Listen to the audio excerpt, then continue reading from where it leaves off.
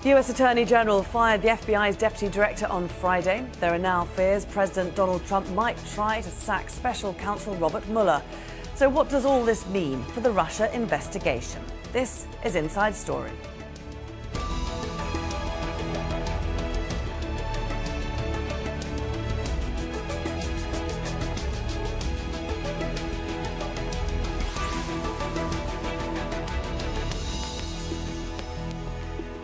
Hello there and welcome to the programme. I'm Laura Kyle.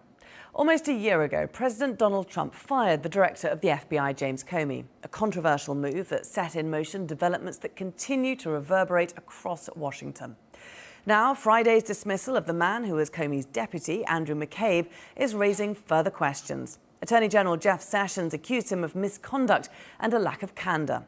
Trump called it a great day for democracy. But McCabe says his firing is part of Donald Trump's continuing war on the FBI. He also revealed that he'd kept notes about his meetings with Trump. Those memos have now been given to Special Counsel Robert Mueller, who's looking into possible Russian meddling in the 2016 election. Trump has called them fake memos and is now calling on the Mueller investigation to be shut down. But some Republicans, along with many Democrats, have warned Trump not to dismiss Mueller. Republican Senator Lindsey Graham says if he does fire Mueller, it could be the beginning of the end of Trump's presidency. Well, we'll be getting to our guests in just a moment, but first this report from Patty Culhane in Washington. If Twitter is any indication, U.S. President Donald Trump is growing increasingly worried about the investigation into ties between his campaign and Russia, sending off a series of angry tweets, including this one, where he did something he normally doesn't do. He mentions Robert Mueller by name, tweeting, "Why does the Mueller team have 13 hardened Democrats, some big crooked Hillary supporters, and 0 Republicans?" Another Dem recently added, "Does anyone think this is fair? And yet, there is no collusion." There are a couple of problems with this tweet. First of all, Mueller is a Republican. So is the man in charge of him, Rod Rosenstein, who Trump appointed. And the FBI director, Christopher Wray, also a Republican. Trump also tweeted there was no crime, but 3 people who were part of his campaign, 2 rather high up, have pled guilty to committing crimes. More than 20 people and companies have been indicted so far. On Saturday, Trump's personal lawyer, John Dowd, called for a shutdown of Mueller's investigation, at first saying he was speaking for the president, but later backtracking, leading to criticism from Democrats and Republicans. This would undoubtedly result in a constitutional crisis, and I think Democrats and Republicans need to speak out about this right now. Give him the time, the resources, the independence to do his job. And when you are innocent, if the allegation is collusion with the Russians and there is no evidence of that and you're innocent of that, act like it. Trump can't actually fire Mueller, but he could try to fire the people in charge of him, asking their replacements to kill the probe. That would likely lead to huge protests and pressure on Congress to name Mueller a special prosecutor, giving him vastly more power that couldn't be stopped, no matter what the president wants. Patty Culhane, Aljazeera, Washington.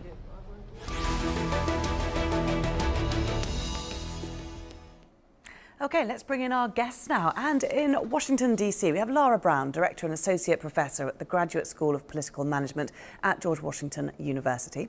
In Lubbock, Texas, via Skype, Oliver McGee, former Deputy Assistant Transport Secretary. And also in Washington, Bruce Fine, former Associate Deputy Attorney General. A very warm welcome to all of you. Oliver, let's cut straight to the chase here. Why has the FBI's former Deputy Director Andrew McCabe been fired? Well, basically, this was about the Inspector General's report and the Office of Professional Responsibility. When McCabe was in charge of the Clinton investigation and also investigation of the emails and the foundation. This is all about being forthright to the FBI questioning. This is about transparency and disclosure while you're in charge of the investigation. And the FBI internal review found there were problems with that. And so they made recommendations to the Attorney General, and he acted. Usually when a cabinet secretary gets a report from the Inspector General, they usually follow that report. Okay, so what do you make then of all these suspicions that it was a political move? And we've got Trump criticising McCabe for months beforehand, celebrating it over the weekend as a great day for democracy. You can see where those suspicions come from? Well, I think that it's not necessarily a celebration by the president. He's just merely responding to what the American people are saying. 75% of the American people are now saying that they want this probe to end. It's been a year long. We've delved into quite a bit of information, quite a bit of money has been spent, and largely there has been no collusion, and there is really no obstruction of justice. And obstruction of justice requires that there is a crime or misdemeanor first before you can then begin to obstruct justice. The president has a right to, of his appointment powers, along with powers of signature and to persuade, to pick the people that he wants to serve in his administration. Firing Comey was well within the purview of the president, and then you cannot then turn this into a giant prosecution probe, and as he calls a witch hunt, just because you've decided to make a big personnel change. Okay. Also, let's just stop there for a moment, because I do want to get more broadly into the wider investigation later. Just for the moment, let's just stick with McCabe. Lara, what do you make of his sacking and it coming just 2 days before his retirement? I mean, that seems awfully unfair. Well, I think what it appears to be is vindictive. While there may have been some questions about how Andrew McCabe handled his authority with regard to press releases and revealing information about the investigations to the media, which was the original sort of inappropriate handling of evidence and facts, that it seems wildly incongruous and much sort of out of line with what happened versus what his record was versus what his punishment was. And I do think what you see is an FBI that is under assault by this administration, that is being attacked at every level, and I think unfairly. They are pursuing investigations that we know actually are important. It was the decision by many intelligence entities that the Russians did meddle in the 2016 election. And what we're really trying to understand is the extent of that operation. How much were operatives at the campaign level involved in that effort? Okay. Bruce, what do you make of that? I mean, there's a suggestion that McCabe has memos of conversations with Trump that might be revelatory. One wonders what those revelations might be. Well, we could extrapolate from what Mr. Comey has said. For example, he has testified that Mr. Trump asked him to back away from the investigation of Mr. Flynn, who ultimately pleaded guilty to a felony. But I want to correct, I think, a couple of probably inadvertent misstatements that were meant earlier. One, you do not need proof of an actual crime to be guilty of obstruction of justice. In fact, you can be guilty of the crime even if it's a congressional rather than an executive branch investigation. Obstruction of justice is attempting to prevent a full investigation of a potential crime, not one that's already been perpetrated. Secondly, whether or not Mr. Trump could fire Mr. Comey, Mr. Mueller directly is problematic. When President Nixon did that to Archibald Cox, the court held it was illegal because you've got to change the regulations first.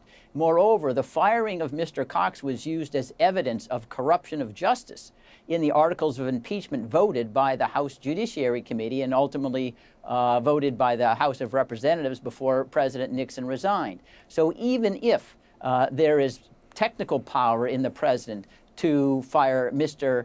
Mueller, it could be used as evidence of an impeachable offense. A corrupt motive to obstruct justice is what we have here. And lastly, I'd make this observation. The effort to try to denigrate, if you will, and stigmatize Mr. McCabe when he was already scheduled to resign and be out of the equation so he'd have no more involvement in the investigation within 24 hours, in my judgment, again, is some circumstantial evidence that Mr. Trump is trying to intimidate witnesses to tell them, anytime you oppose me, I will use the bully pulpit to try to defame you and destroy your reputation. And that also fits into this larger pattern, if you will, because he's done the same thing to Mr. Comey, of attempting to prevent persons from being fully forthright. And lastly, with regard to the idea that the whole prosecution force has been tainted by a Democratic bias. I remind the audience that is exactly what President Richard Nixon said about Archibald Cox. He had all his Harvard people who were loyal to Ted Kennedy, Senator Ted Kennedy,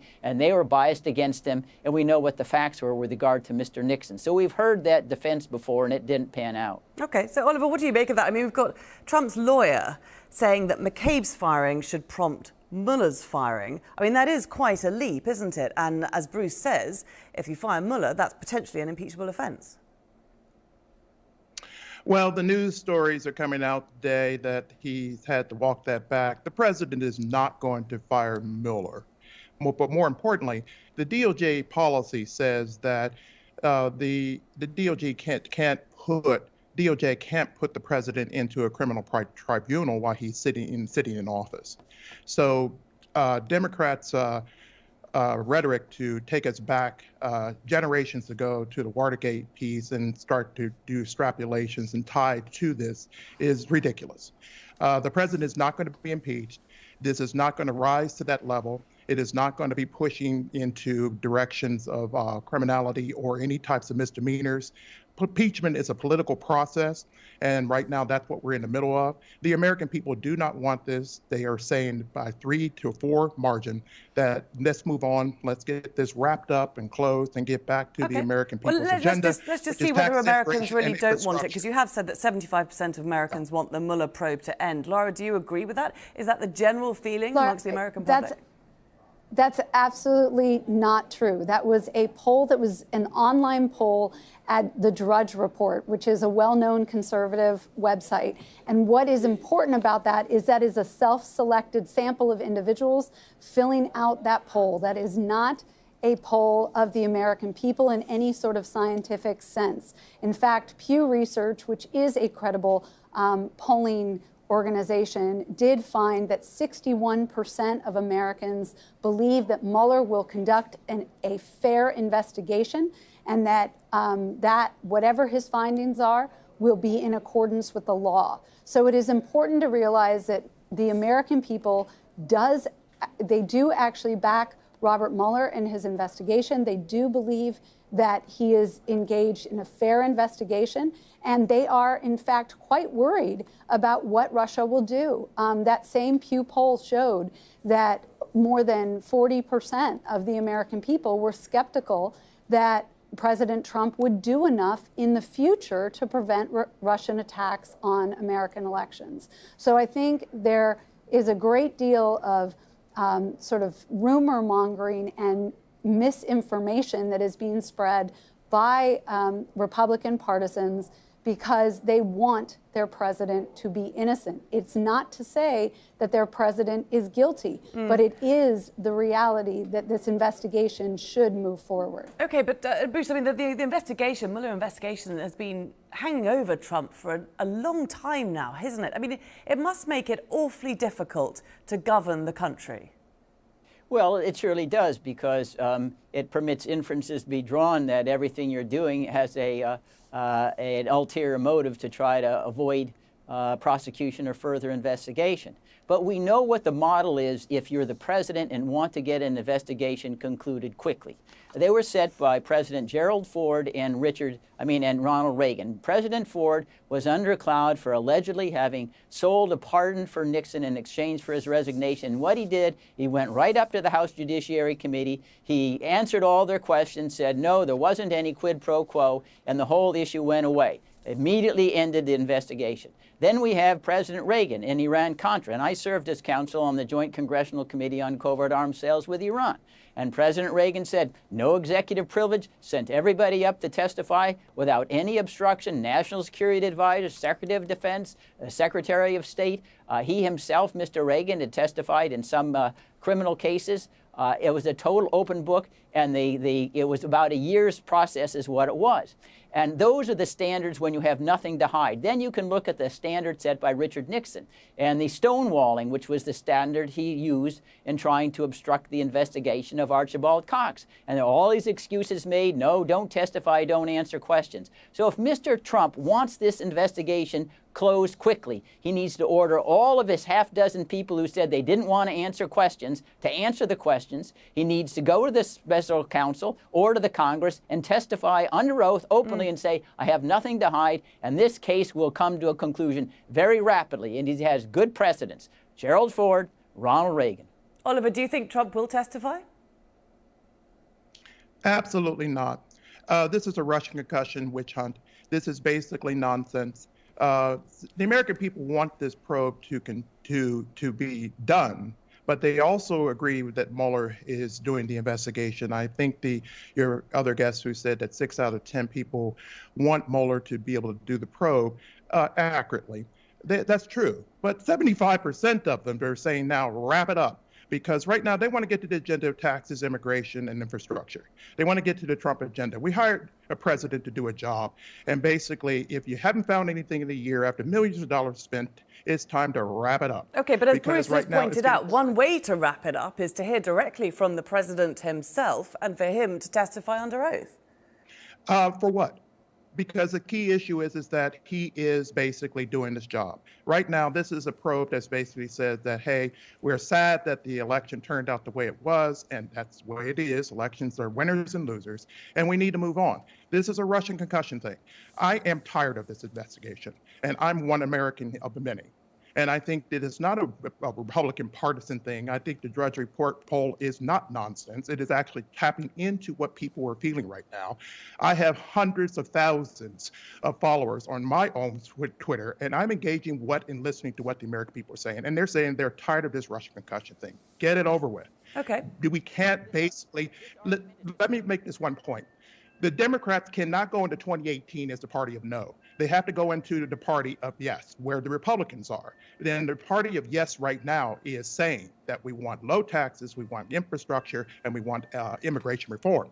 If you go into 2018 talking about a probe that basically is going to nowhere, you're going to be the party of no. And guess what? You're going to have a lot of problems in the 2018 midterms, because 2018 midterms is about yes to America. That does remain to be seen, doesn't it, Laura? I mean, what evidence have we got at this stage that there is or was collusion between Russia and the Trump campaign? Where is the investigation headed? When are we going to see the smoking gun? Well, look, I think it's ridiculous to expect to see a smoking gun when an investigation is partway through.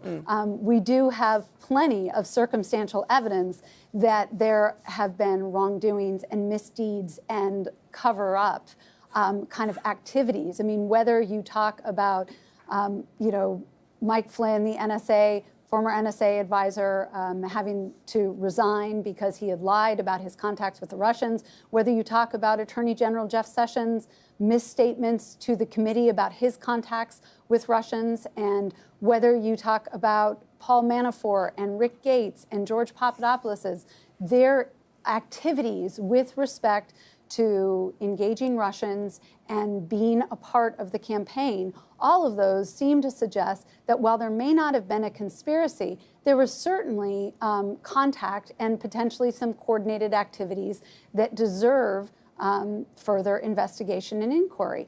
So I think it is not unprecedented in the sense that we have had Ken Starr, who was an independent counsel who investigated President Bill Clinton for most of his presidency. That began with Whitewater, ended up with Paula Jones's lawsuit, and then Monica Lewinsky. So I don't think we can say that Trump is being unfairly targeted. We have seen these things just in the last 30 years. Okay. Bruce, is there not the concern, though, that the longer the investigation goes on, the more doubt will be poured on it, undermining potentially its credibility? I mean, we've already seen the Republican House Intelligence Committee finding no evidence of collusion last week, and people pay attention to that, especially Trump's supporters. All I'd say is I don't think that's clearly accurate unless he's just running in place and not getting any new indictments. But I think if you want to get the closest to a smoking gun, it's the acknowledged June 2016 meeting set up by Donald Trump Jr. With Jared Kushner and Paul Manafort to meet with the Russians to discuss, in their own words, handing over dirt against Hillary Clinton. and then afterwards concocting this statement that no, it was all about adoptions, that the real centerpiece of Mr. Trump's campaign was worrying about adopted Russian babies, which obviously is ridiculous. Also, what we've just heard in trying to defend Mr. Trump is like Mr. Clinton saying he didn't want to testify in the Paula Jones case. The United States Supreme Court unanimously told Mr. Clinton, you need to testify. He deposed under oath, and we all saw his testimony also before the grand jury. And Mr. Clinton said, oh, I can't do my job if I have to testify. Well, the Supreme Court said you can do your job, and it went forth. There's not any reason why Mr. Trump cannot follow that model. And moreover, with regard to the absence of evidence, there are at least a half dozen suspects or witnesses who have said, we just don't want to answer questions, including Jared Kushner, including Mr. Bannon, and other key witnesses just say, well, we don't want to answer the question, even though we don't have any privilege. Well, obviously, you're going to have a slow investigation when your witnesses aren't talking. Hey, Oliver, how do you explain away that meeting? It's a very suspicious meeting that was between high-ups in the campaign, aides to Trump, and this Russian lawyer. It's nonsense. The key thing is that I have a video that shows Barack Obama talking to a Russian official and saying, when the election's over, I'll be much more easier in doing my policies. Is that collusion? Well, no. Leaders have a right to be able to talk with other leaders. And more importantly, at this particular case, when you're dealing with a dirty campaign that we were going through in 2016, each side is trying to get dirt on the other. No one can say that Hillary did not come out with dirt on Donald Trump when she introduced the Billy Bush tape. And that basically it's equal side for the opposition to be able to come up with some things on other parts of the campaign against Hillary Clinton. So this is not collusion. This is not necessarily anything that was taking place in a meeting that was very short-lived and everybody just walked away and nothing was there. We're trying to do searching for a witch hunt type of thing and search for all kinds of things. This doesn't make sense. I can't even talk about this story right now because it's all up in the mist. It's in the noise. I'm annoyed with it. Okay. And I think the American people are too. Okay, well, Laura, I mean, do you think, given that there is that feeling out there, do you think Mueller is going to be allowed to see this investigation through to its conclusion? I do believe that Mueller will be allowed to see this through to its conclusion. I think the president and his attorneys realize that it would be foolish for him to make any efforts to attempt to fire the special counsel. I think that really all of this positioning and posturing and criticism over the weekend is really about trying to set the terms for the president to testify either to the special counsel in an interview with Mueller, or whether it's behind closed doors or in writing. We just don't know. But I think this was the opening salvo on an attempt to say to Mueller, you know, look, you are serving at the pleasure of the president too. Don't forget that. Bruce, I mean, it's never a dull day in Washington. What sort of week do you think we can look forward to in the White House? Well, it's going to be very erratic. You know, trying to predict Mr. Trump's tweets is like trying to predict, you know, the weather, you know, when it's changing every, 5 seconds. I will say this, I want to correct a misstatement earlier made. The difference between getting dirt on an opponent and this particular case in the June meeting is that it is a federal crime for a foreign government, foreigners to interfere and try to influence the outcome of election. That's not true with regard to citizens of the United States. And so I have no doubt that Hillary Clinton was trying to get dirt on Mr. Trump. But when you even solicit the assistance of a foreign citizen or a foreign entity or a foreign government, that moves from the realm of being dirty tricks into a felony. And that's what gives the jurisdiction of Mr. Mueller to investigate that particular meeting. It's just not making things up out of thin air. But I do think that one thing that we need to come away with, and that is whether or not Mr. Mueller gets fired or not. This investigation is going to continue. It can continue under the regular Department of Justice umbrella, under a new special prosecutor, but the evidence is the evidence, and firing Mr. Mueller is not going to destroy the incriminating evidence. Okay, it will be fascinating to see it through to its conclusion, whatever which way it goes. Many thanks for all our guests for joining us today, Laura Brown, Oliver McGee, and Bruce Fein. And thank you too for watching. You can see the programme again at any time by visiting our website, that's aljazeera.com. And for further discussion, do go to our Facebook page, that's facebook.com/AJ Inside Story. You can also join the conversation on Twitter. Our handle is @AJ Inside Story. From me, Laura Kyle, and the whole team here, bye for now.